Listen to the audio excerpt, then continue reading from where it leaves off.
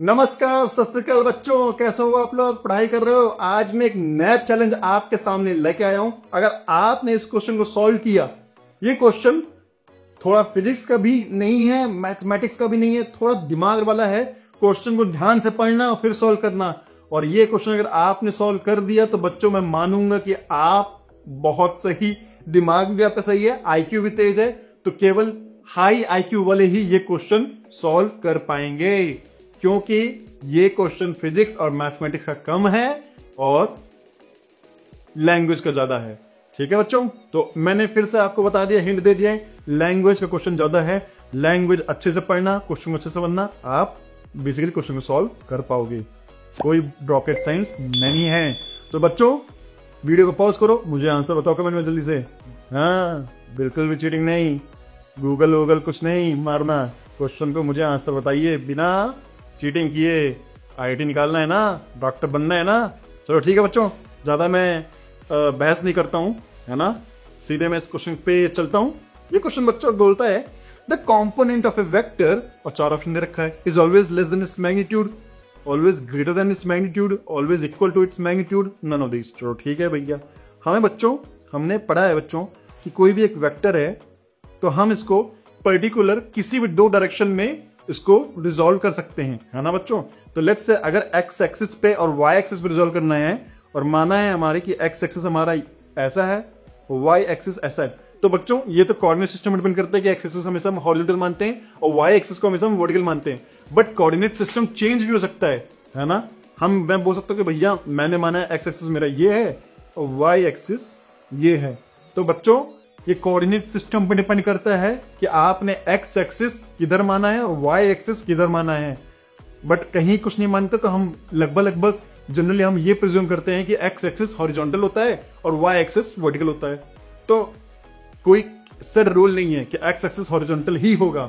ठीक है बच्चों, लेकिन अगर हम रिजॉल्व करते हैं इसको एक्स एक्सिस और वाई एक्सिस पे, जो कि एक्स एक्सिस हॉरिजॉन्टल और वर्टिकल होता है, तो हमें बच्चों पता है कि अगर ये वेक्टर ए है तो बच्चों ये वेक्टर अगर ये एंगल थीटा है तो ये vector A vector cos theta होगा। ठीक है बच्चों, ये ए वेक्टर कॉस थीटा हो जाएगा और ये वेक्टर बच्चों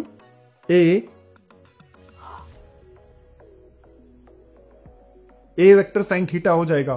ठीक है बच्चों, तो बच्चों इसका ए वेक्टर कॉस थीटा, बेसिकली इसका डायरेक्शन हमें पता है एक्स एक्सिस डायरेक्शन में, और कॉस थीटा ए कॉस थीटा इसका मैग्नीट्यूड जाएगा।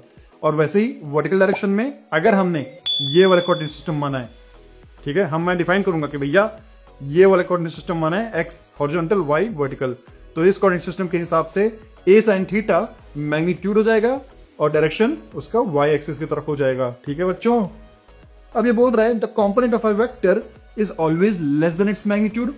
ठीक है, अब ये जो वेक्टर है ए वेक्टर है ना, A cos theta vector is always less than equal to नहीं है, लेस देन है, always less than its magnitude, मतलब वेक्टर के मैग्नीट्यूड, ए वेक्टर का मैग्नीट्यूड। ठीक है बच्चों, अब बच्चों ऑप्शन ए है, ऑप्शन ए क्या बोलता है, ए वेक्टर को किसी मैग्नीट्यूड से कंपेयर कर रहे हैं। अब आप बताइए, सोचिए कि किसी वेक्टर को किसी नंबर से आप इक्वेट कर सकते हो? वेक्टर के पास नंबर मतलब मैग्नीट्यूड भी होता है और डायरेक्शन भी होता है, और आप किसी नंबर से मैग्नीट्यूड मतलब किसी स्केलर क्वांटिटी से आप डिनोट करोगे। ये क्या है, मैग्नीट्यूड लगा दिया तो ये है स्केलर क्वांटिटी बच्चों, और ये है वेक्टर क्वांटिटी। ठीक है ना, ए कॉस थीटा का डायरेक्शन एक्स एक्सिस के डायरेक्शन में है। ठीक है, तो ये है वेक्टर क्वांटिटी और ये है स्केलर क्वांटिटी। स्केलर क्वांटिटी को वेक्टर क्वांटिटी से हम क्या कभी कंपेयर कर सकते हैं? अगर आंसर आपका ना है तो आप बिल्कुल सही हैं, बिल्कुल नहीं कंपेयर कर सकते। इसीलिए बच्चों, इसीलिए आप बिल्कुल दिमाग लगाइए, हम स्केलर क्वांटिटी को वेक्टर क्वांटिटी से कंपेयर नहीं कर सकते। इसलिए इसका ऑप्शन ए भी गलत है, बी भी गलत है, सी भी गलत है और आंसर डी है, नन ऑफ दीज। जिन बच्चों ने आईक्यू का सही इस्तेमाल करके आंसर डी निकाला तो वो बच्चों, उनके लिए मेरा सल्यूट। बट बच्चों जिनका आंसर ऑप्शन डी नहीं आया और जो लोग मैग्नीट्यूड ऑफ वेक्टर को स्केलर्स कंपेयर करने लग गए थे वो भी डिस्करेज ना हो। ये क्वेश्चन इस तरह का क्वेश्चन आईआईटी में नहीं आएगा। ये क्वेश्चन बस आपका एक अंडरस्टैंडिंग चेक करने के लिए बनाया गया कि आप स्केलर क्वांटिटी को कभी वेक्टर क्वांटिटी से कंपेयर नहीं करेंगे।